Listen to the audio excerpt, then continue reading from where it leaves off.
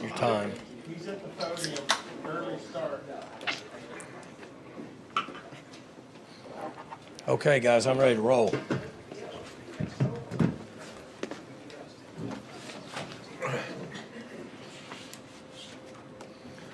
Mike, it looked like you had a lot of tackling issues.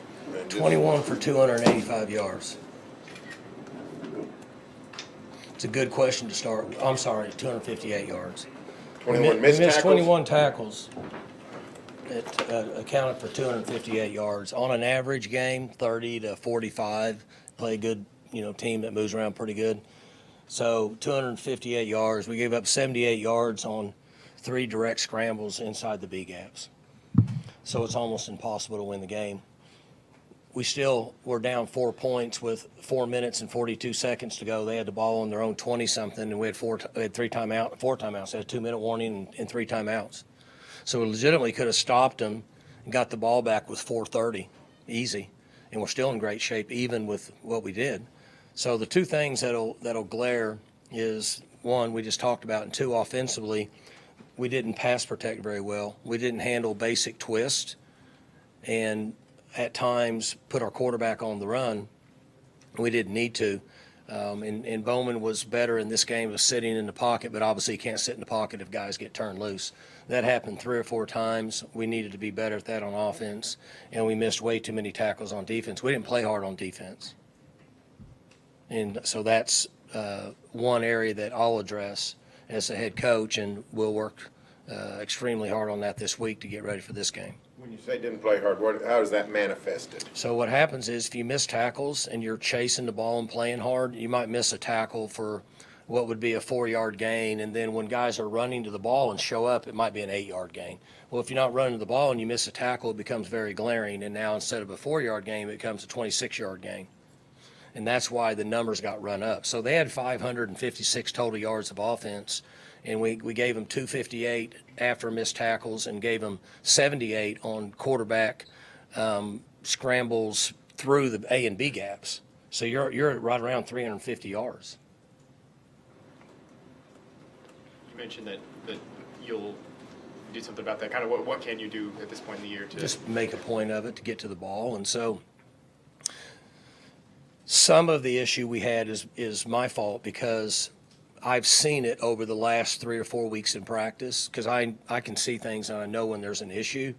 And I got concerned about our injuries on defense. I got concerned about our depth chart on defense, and I got concerned about wear and tear.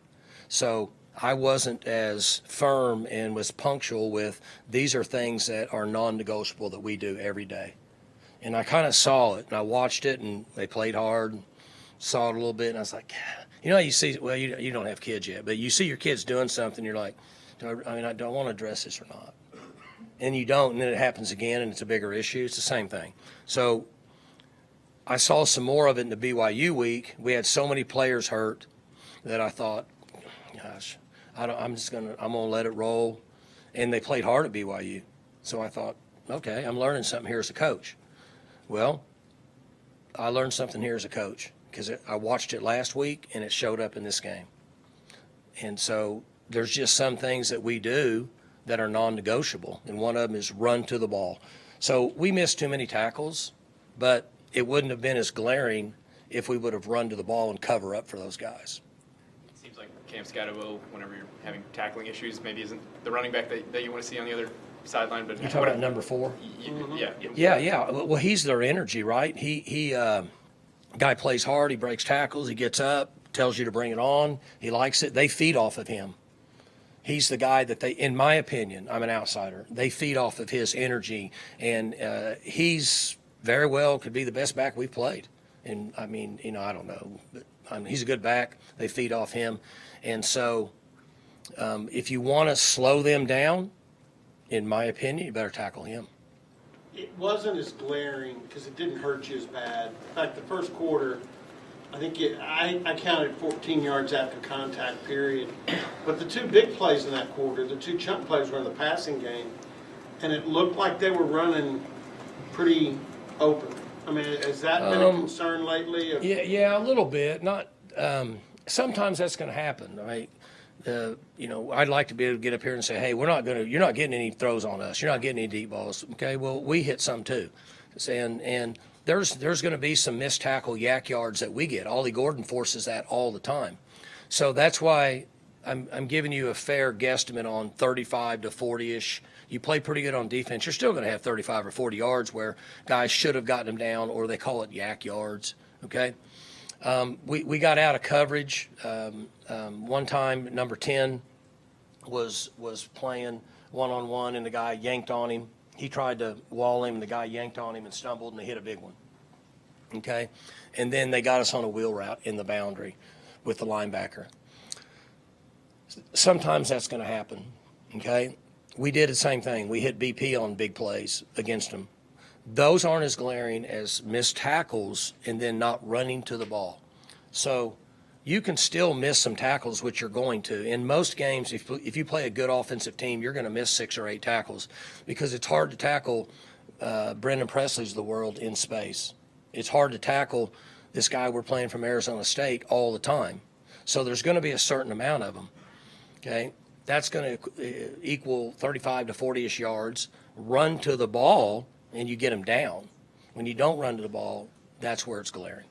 Do you handle that as a group? Do you handle some of it individually, or is it a both? I will be handling it as a group. I'm going to run running this show, and so in that situation, I'll handle it as a group. And I have been upfront and honest with them, as I have been with you for this entire season, okay? And this was the first game that I was disappointed in the way that we played from an effort standpoint. Mike, you've got a veteran squad. How do you, with these last few games, how do you balance kind of, trying to do the best for the guys that have been here a long time versus, looking toward next year and kind of getting as many young guys as much experience as possible? Do everything to win the game on Saturday. That's the very most important thing. Especially in this day and age, right? We don't even know who we're coaching for next year. Like what you're talking about, sometimes that would be normal, but we don't know that anymore, correct? So, and I'm not saying that's wrong, but I've never felt that way. We're going to have a football game next Saturday sometime, at nighttime, I think. And so we need I'm responsible to get everybody ready to play at the highest level they can. And I didn't do a good job last week because I watched what happened, as I just said. I don't need to repeat myself, and it came back on me. And so this game, this Saturday, is more important than anything. I know this is related to that, but a little bit looking ahead, you've talked about kind of the benefit of ball practices, of, getting the young guys look. When you don't know if that's, going to happen or not, whether if you guys are going to play in a bowl, like, do you change how you kind of practice some of those young guys? No. We got to get everybody ready to play at the highest level for Saturday. You practice your young guys a lot anyway. That's correct. Yeah, we work threes all the time. Yeah. I- They're tired. Those guys are getting a ton of reps. I mean, really, to be fair, question, it's a great question. They're getting a lot of reps. Like at the end of practice, the young guys still go out and do a 10-play scrimmage a couple days a week. The time they go out there, they're gassed. I'm sure you still send plays in to the conference, right? Not very much. Not much? I'm of the opinion that you make them angry. No absolution here, but did you go back and look at the illegal receiver downfield? Because that one, to be honest, doesn't. Well, it can get called both ways. I mean, Yeah. he's right on the 3-yard mark. So some guys call it, some guys don't. Don't put yourself in that situation. It's just like 71 responding to the guy sticking his hand up in his neck, and then he hip flipped him to the ground. They threw a penalty on him.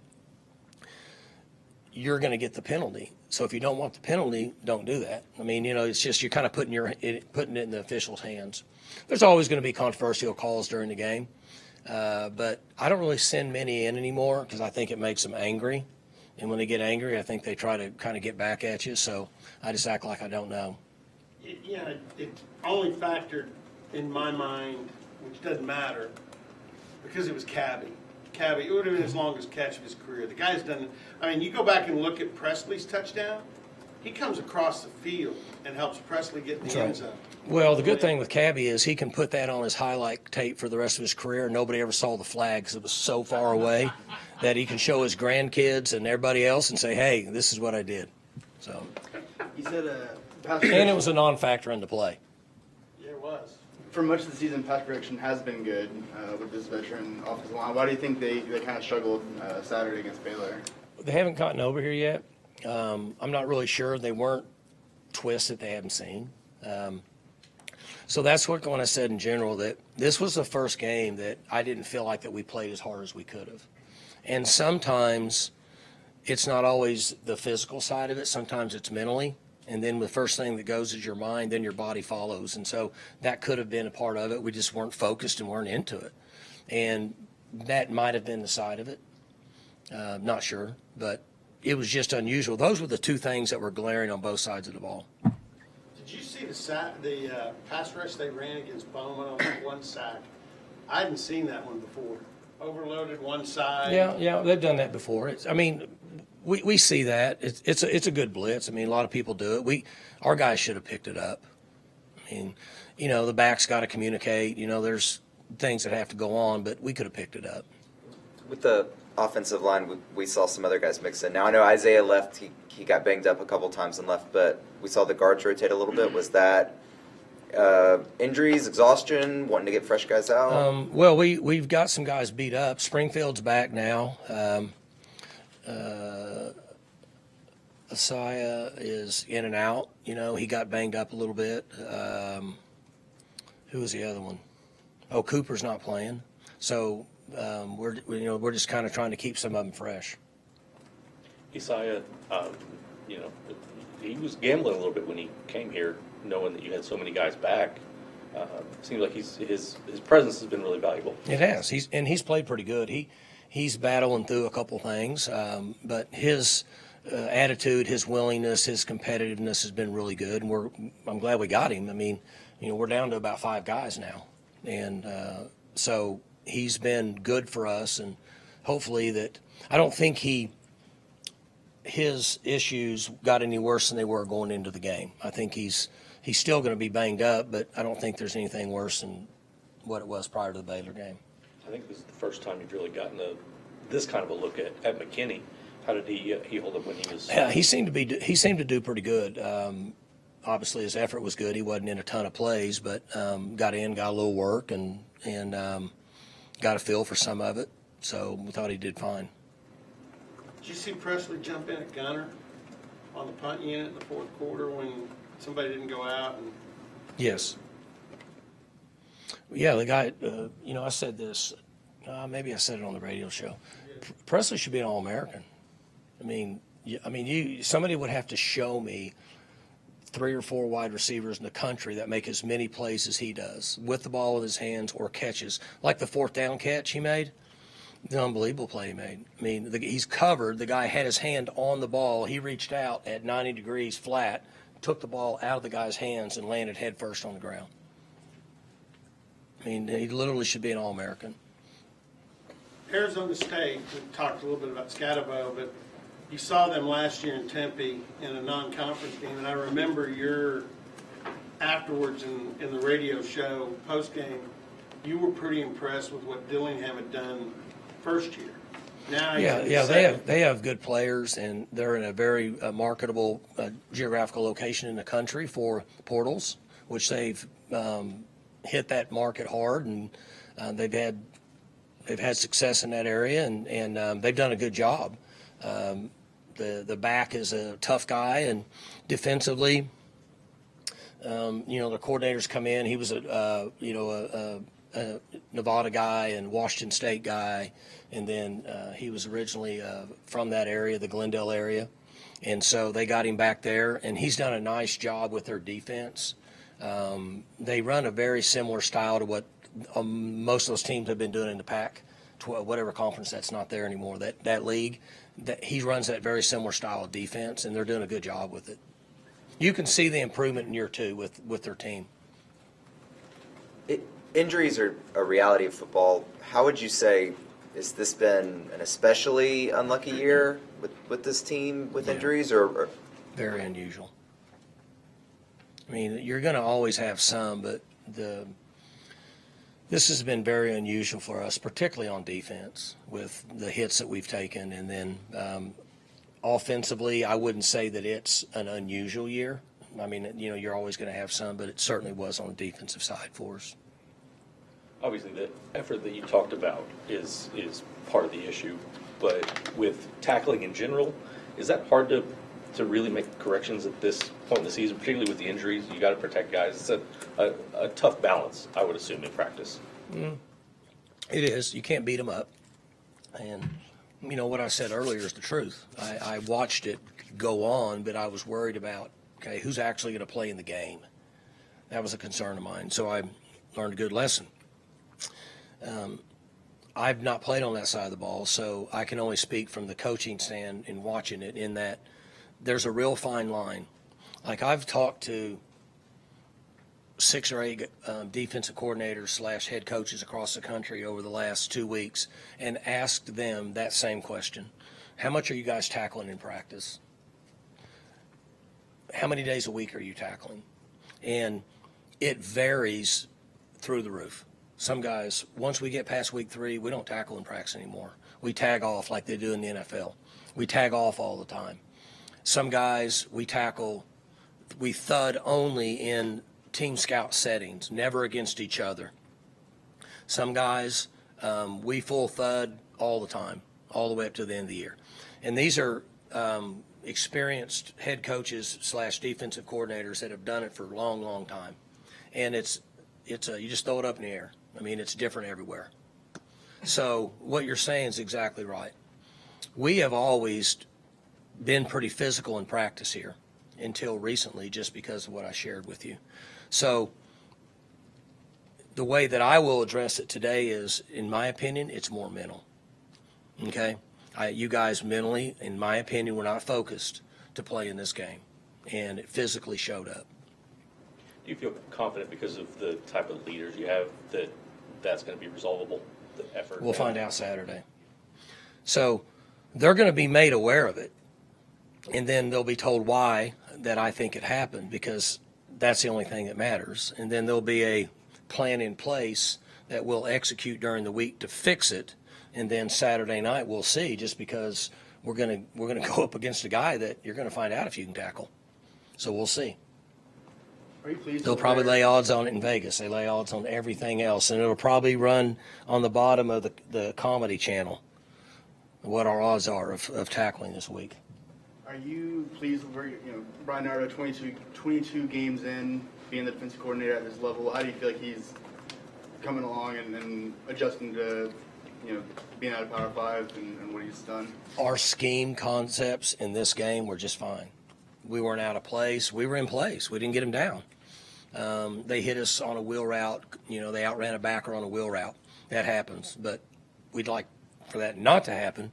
But the scheme concepts where we were, we had several time blitzes that were good, that got him down, pushed him out of the pocket.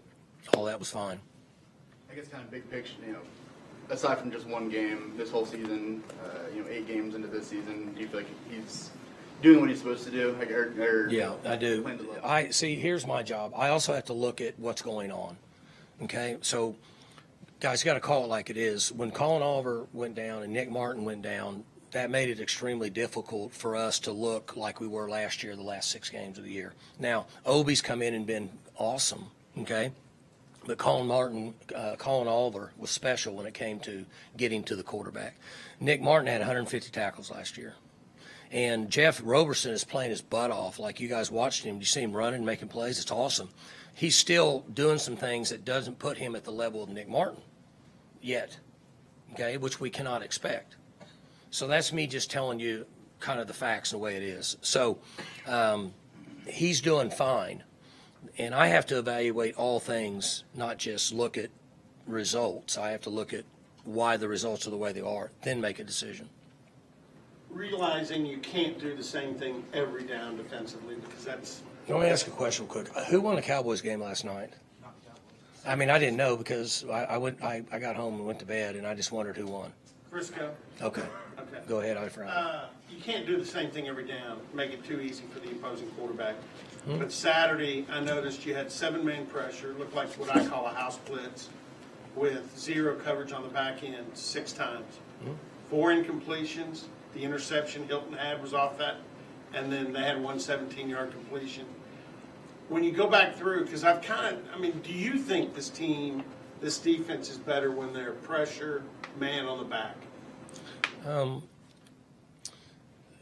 We've been early in the year when we had all of our guys, we were a good pressure team because there's a lot of speed coming after you. And then, so what happens is, we're better when we're pressuring, okay? But when you go through a few weeks where you got guys out there playing that haven't played much, you got to be careful because you can get out of place real quick. And then it looks ugly. So there's some hesitancy from that standpoint. But yeah, we've got guys, Roberson can really run. Kendall can really run, at that second level guy that helps you when you're pressuring. Kendall was all over the quarterback on the play Hilton picked. Yes, he was. Yep. A good play, one of his better plays. Yep. Yeah, I know you've said in the past that players nowadays determine whether they're redshirt or not. Lofton's in a bit of a situation like Leon Johnson was last year, where his career could end unless he redshirted. Did I say that? You said it last week about. Okay, well, I don't remember saying that, but my wife tells me the same thing. So do you, with I'm Lofton? trying, you act like you didn't say it, right? And you said it. But anyway, let me take that back. I get a take back. Probably 75% of them are going to say, I want to do this or I'm not.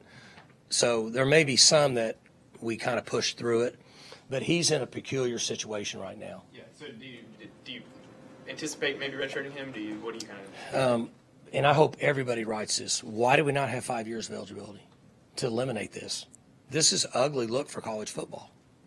Right? We're going through so many transitions that people say this looks bad, this is ugly, I don't like this. Like my generation and up, your generation has no problem with any of this. Let's eliminate this by saying guys can play 5 years. Who cares?